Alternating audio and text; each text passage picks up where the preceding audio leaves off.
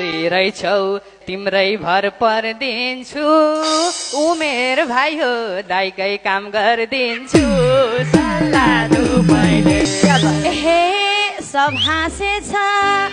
तिम्रो ती कुराले न्यून खोज दुध खाका भुराले